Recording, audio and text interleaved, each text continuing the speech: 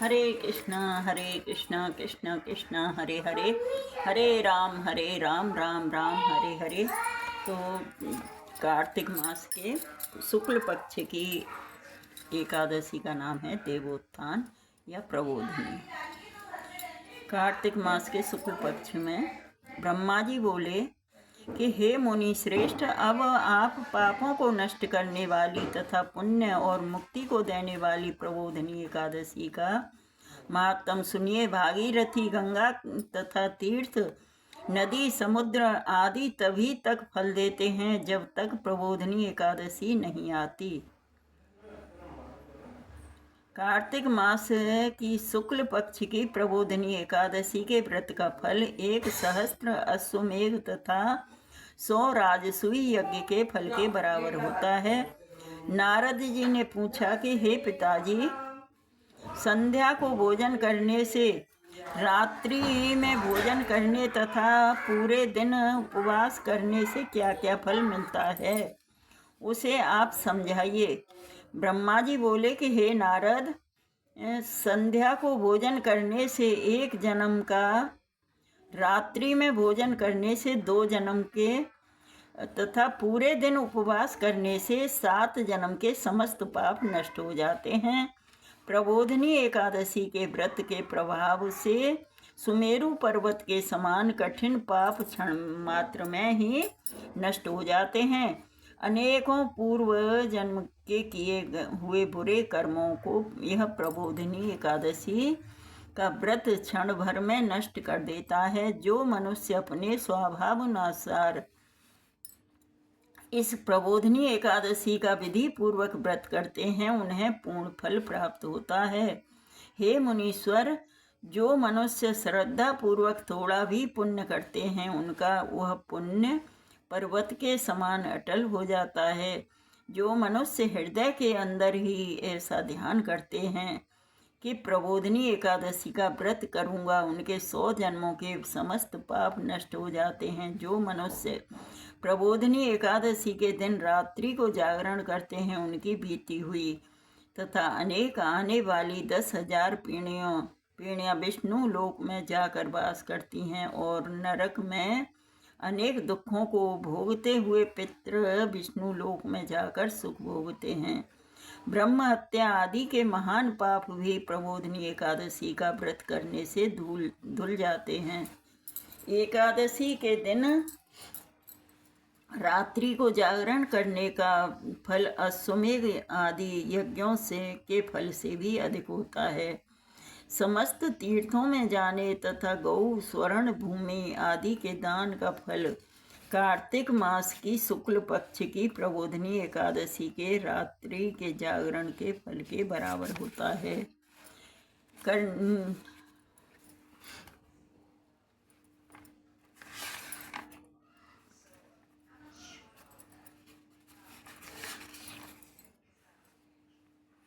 फल के बराबर होता है।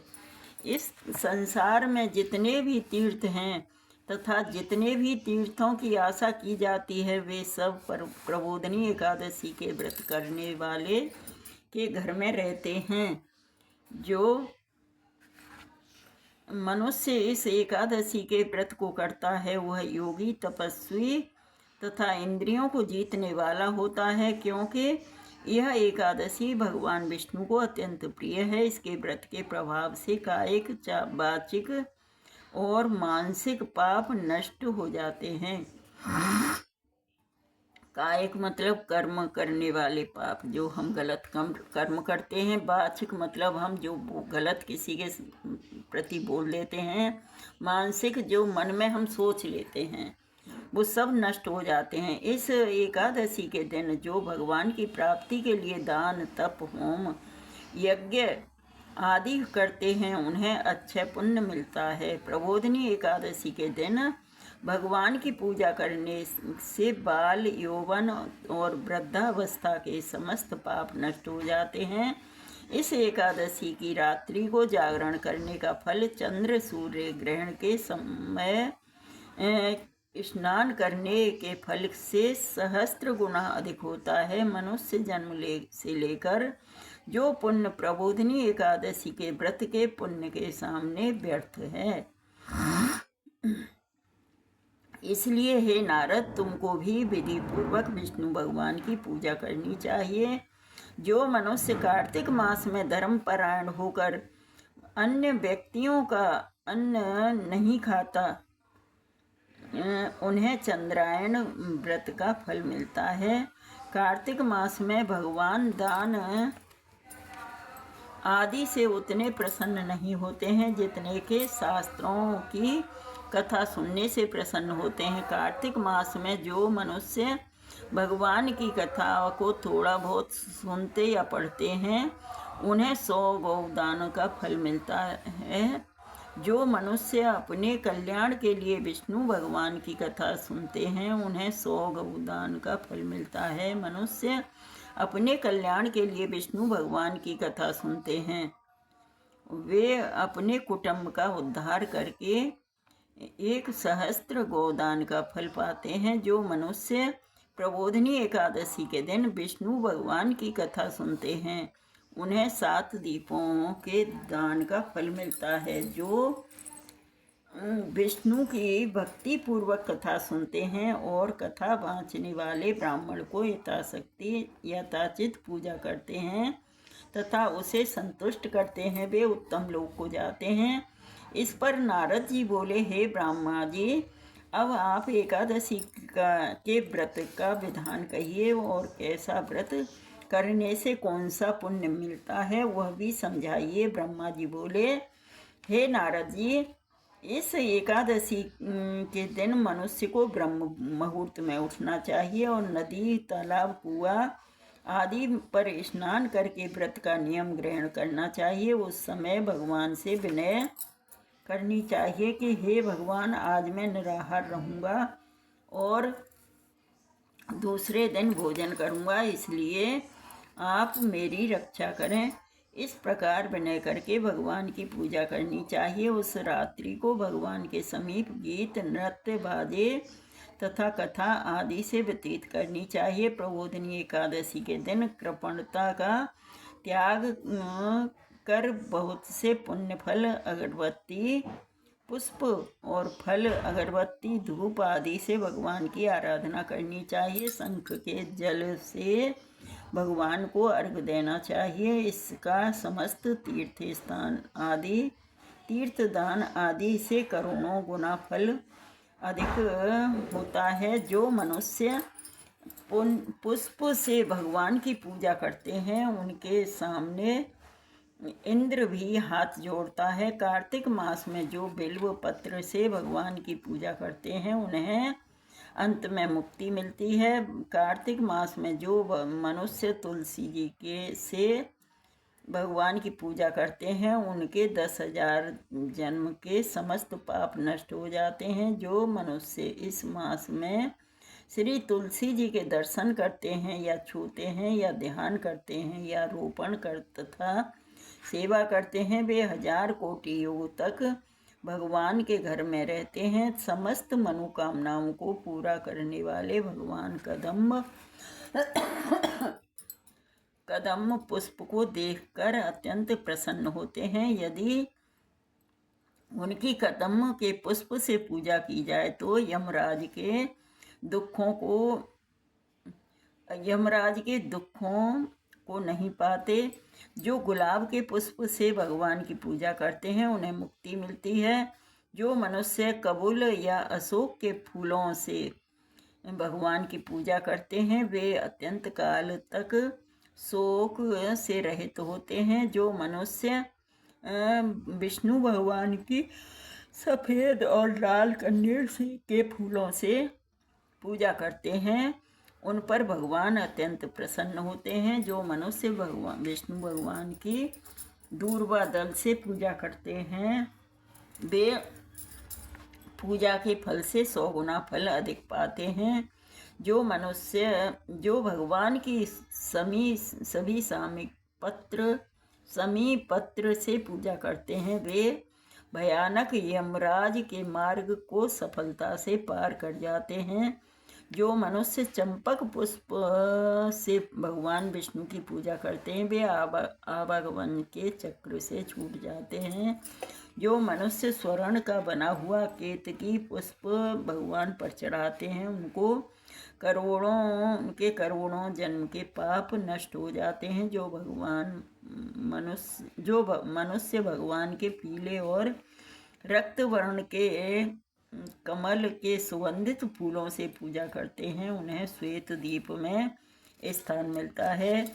इस प्रकार रात्रि में भगवान की पूजा करके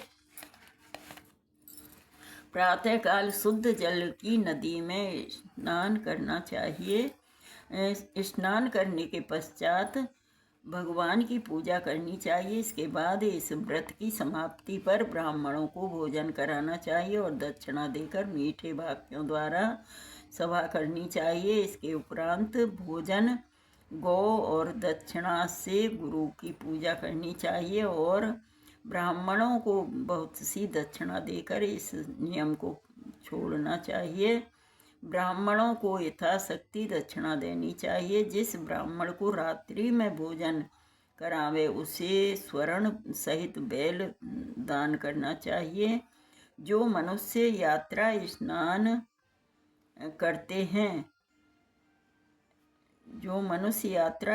करते हैं उन्हें दही और शहद दान करना चाहिए। जो मनुष्य फल की आशा करते हैं उन्हें फल का दान देना चाहिए। तेल की जगह घी और घी की जगह दूध और अन्नों में चावल दान करना चाहिए। जो मनुष्य इस व्रत में भूमि शयन करते हैं उन्हें सब वस्तुओं सहित शैया दान करनी चाहिए। जो मौन धारण करते हैं उन्हें स्वर्ण सहित तिल दान करना चाहिए। जो मनुष्य बालों को धारण करते हैं उन्हें दर्पण दान करना चाहिए। जो मनुष्य कार्तिक मास में उपनाह धारण नहीं करते उन्हें उपनाह दान करना चाहिए। जो इस मास में नमक त्यागते हैं उन्हें शक्कर दान करनी चाहिए। जो मनुष्य नित्य प्रति देव मंदिरों में दीप जलाते हैं उन्हें स्वर्ण या तांबे के दीपक को घी तथा बत्ती सहित दान करना चाहिए। जो मनुष्य चातुर्मास्य व्रत में किसी वस्तु को त्याग देते हैं उन्हें उस दिन उसे पुनः ग्रहण करना चाहिए। जो मनुष्य प्रबोधिनी एकादशी के दिन विधि पूर्वक व्रत करते हैं उन्हें अत्यंत सुख मिलता है और अंत में वे स्वर्ग को जाते हैं। जो मनुष्य चातुर्मास्य व्रत को बिना किसी विघ्न को पूरा कर देते हैं उन्हें फिर दोबारा जन्म नहीं मिलता। जिन मनुष्यों का व्रत खंडित हो जाता है वह नरक को जाते हैं। जो मनुष्य इस एकादशी के महात्म को सुनता या पढ़ता है उसे अनेक गौदान का फल मिलता है। कथा का सार स्वाध्याय तपस्या व त्याग की दृष्टि से चातुर्मास्य का नियम बेहद महत्वपूर्ण है। भगवान श्री विष्णु की भक्ति में लीन होने के लिए यह समय अत्यंत उत्तम होता है। गृहस्थ में बंधा व्यक्ति भी चातुर्मासिक में भगवान विष्णु की भक्ति का पूरा लाभ उठा सकता है। हरे कृष्णा कृष्णा कृष्णा हरे हरे, हरे राम राम राम हरे हरे। तो हमें एकादशी व्रत अवश्य करना चाहिए। और वैसे तो हर एकादशी व्रत करनी चाहिए लेकिन कार्तिक मास के शुक्ल पक्ष की एकादशी तो हर इंसान को करनी चाहिए और इसका बहुत अच्छा फल मिलता है। तो हरे कृष्णा कृष्णा कृष्णा हरे, और अधिक से अधिक भगवान का नाम जप करना चाहिए। अगर जो हम व्रत रह के भी और यही मोह माया में फंसे रहें तो भी कोई फल नहीं मिलता है। इस वजह से व्रत रहने के पश्चात हमें हरि नाम में ज़्यादा रुचि रखनी चाहिए और भगवान की कथा सुननी चाहिए। भगवान के गुणों का, लीला का, रूप का ध्यान करना चाहिए और हमेशा हरे कृष्णा महामंत्र का सहारा लेना चाहिए। हरे कृष्णा महामंत्र बोलना चाहिए। हरे कृष्ण कृष्ण कृष्ण हरे हरे, हरे राम राम राम हरे हरे, हरे कृष्ण।